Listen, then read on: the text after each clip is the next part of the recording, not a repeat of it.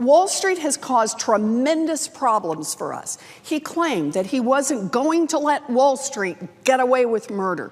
And he called out Goldman Sachs as the prime example of a big bank that has too much influence over the political process. That was really powerful stuff. But when candidate Trump became President Trump, he seemed to forget every scrap of his tough on Wall Street talk. Within weeks of taking office, he turned over his administration's economic agenda to none other than Goldman Sachs. His senior strategist, Steve Bannon, spent half a decade at Goldman Sachs as an investment banker.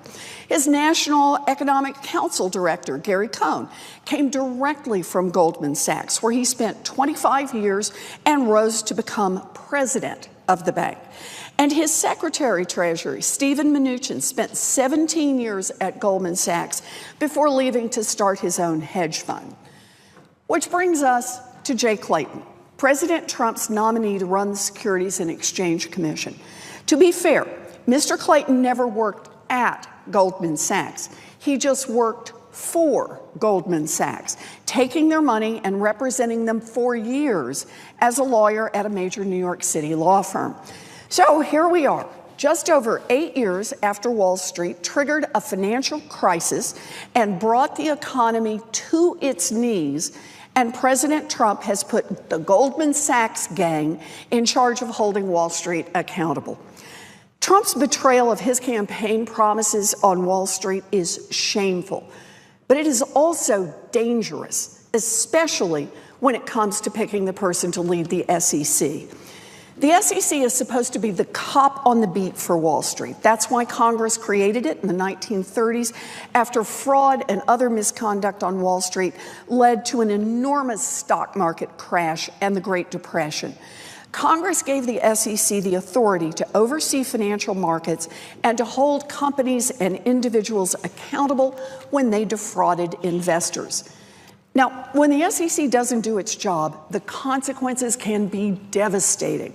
Look at what happened the last time the SEC was under Republican control in the years leading up to the 2008 crisis. The SEC was asleep at the switch. While Wall Street flooded the market with dangerous securities and lied to investors, the SEC heard nothing, saw nothing, stopped nothing. The Republican-led SEC did nothing, and when the whole market blew up, it was ordinary investors and working families who got asked to bail out Wall Street. So what kind of SEC chairman would Mr. Clayton be?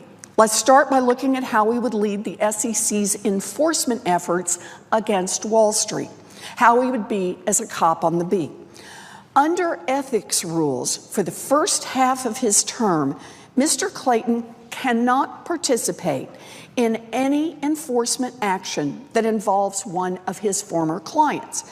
That means he cannot take part in any case against Goldman Sachs. Okay, but there's more. Goldman Sachs is just one of his former big bank clients. Mr. Clayton also can't take action against Deutsche Bank or against UBS or against Barclays.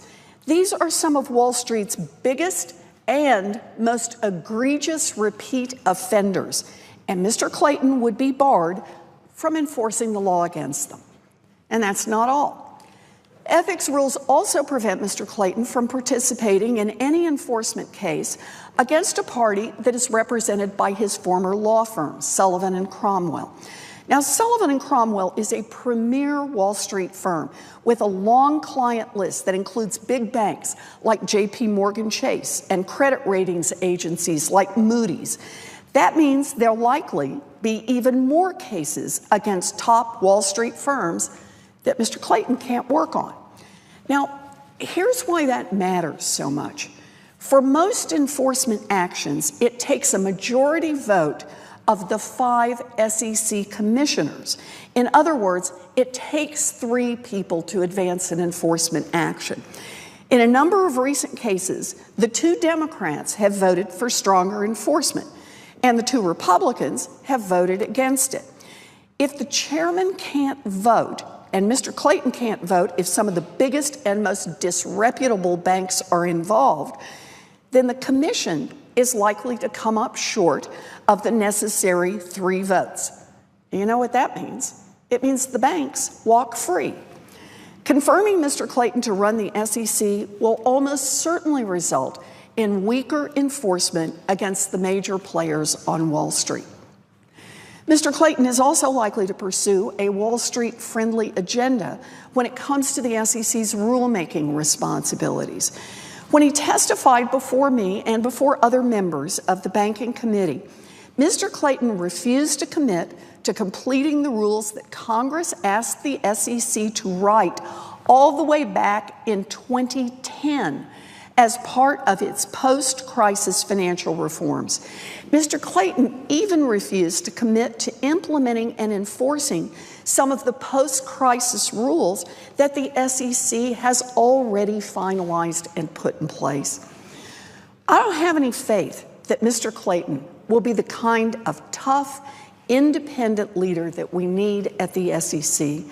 His nomination is just one more broken promise, one more time that Donald Trump has put Wall Street ahead of the interests of the American people.